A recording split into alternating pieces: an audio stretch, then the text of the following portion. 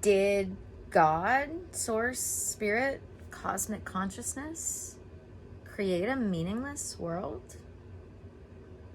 I find that more often than not, when we find ourselves upset, sad, confused, it is because at the core of it, we are grappling with understanding, trying to place even meaning on the world around us. But one of the things that we are taught in A Course in Miracles, that I have been taught by life in general, is that the world is not necessarily meaningless or even full of the meaning we think it is. But that in the end, in the grand scheme of things, there is meaning to everything. First of all, welcome to another video. I'm Ann Blackwood, your Silicon Valley Sage Sister, here to bring consciousness to the forefront of your daily life to make life a little kinder and simpler. So in my Patreon, I am teaching the A Course in Miracles student workbook lessons. They are little exercises, everything from kind of meditations to sort of thought exercises. And there's 365 of them. They are meant to be done one a day. And one that we've come across recently in my Spirituality 2.0 series is, did God create a meaningless world? The A Course in Miracles student workbook itself says, the idea for today, of course, the reason why a meaningless world is impossible. What God did not create does not exist. And everything that does not exist exists as he created it. The world you see has nothing to do with reality. It is your own making and it does not exist. It then goes on to say, the idea for today is another step in learning to let go of the thoughts you have written on the world and see the word of God in their place. The early steps in this exchange, which can truly be called salvation, can be quite difficult and even quite painful. Some of them will lead you directly into fear. You will not be left there. You will go far beyond it. Our direction is towards perfect safety and perfect peace. It goes on then to talk a little bit about the exercise, and then goes on to talk about this.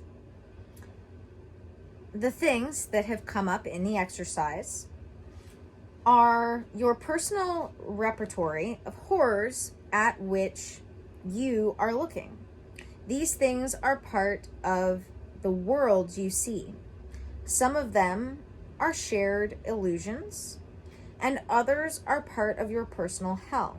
It does not matter. What God did not create can only be in your own mind and apart from him. Therefore, it has no meaning. In recognition of this fact, conclude and practice by repeating today's idea. God did not create a meaningless world.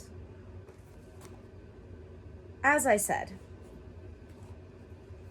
we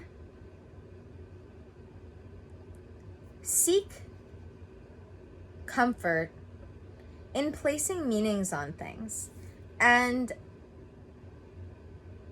when we can get comfortable with the idea of not that things are meaningless, but that we will not know the meaning of it until we are beyond it, is how you start to build that unshakable peace within that is spiritual living. And there are many other things that add on to this and go around it. Things like I talk about priorities, values, boundaries, which all stem from your belief systems.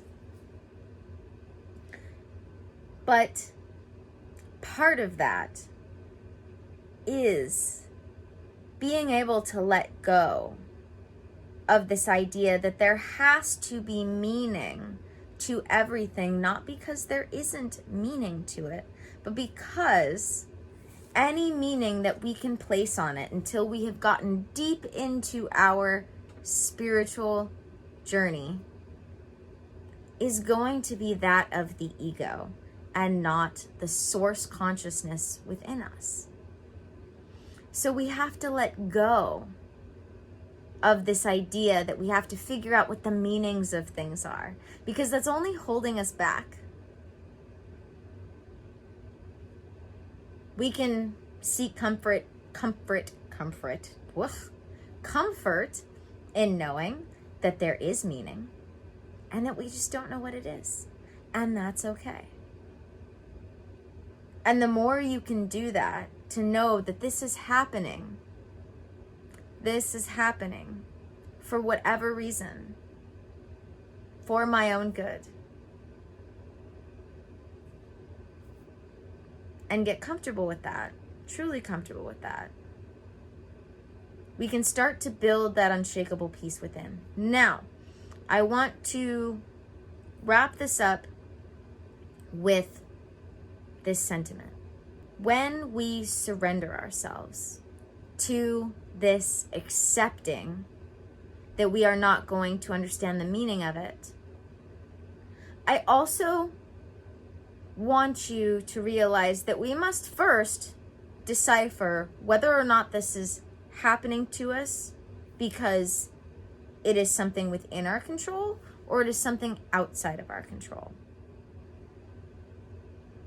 Because the things that are within our control, that are upsetting and uncomfortable to us, though we do have to accept that they have happened, we do not have to accept that they will continue. That's another subject for another time, but I want to touch on this because I'm not saying to just accept that this is happening for just anything. If it is in your control to allow yourself to get out of whatever is making you uncomfortable, you should do that. If there is anything that is in our control to do, we should figure out what that is. And anything that is outside of our control, we can rest in knowing that though we may not understand the meaning, it is not meaningless. And that one day, when we are far enough outside of the situation, in time-space, we will understand. Thank you guys for joining me for another video. Don't forget to subscribe if you haven't already. Don't forget to check out the links in the description. That includes things like working with me one-on-one, my Patreon, where I have all of my other self-study materials like guided meditations, journal exercises, workshop replays, my intuitive lifestyle course, which is the basics of what I do with my clients when I work with them one-on-one in the beginning.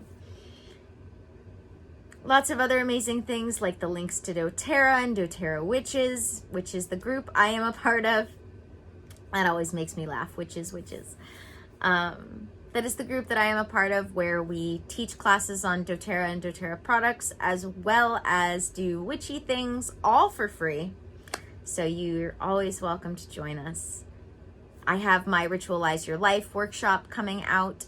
So if you would like to join us for free on Zoom for my Ritualize Your Life workshop filming, feel free. All you have to do is sign up for my mailing list and you will get the information on that. And as always, may the energies you serve you well. And let's keep making our way through.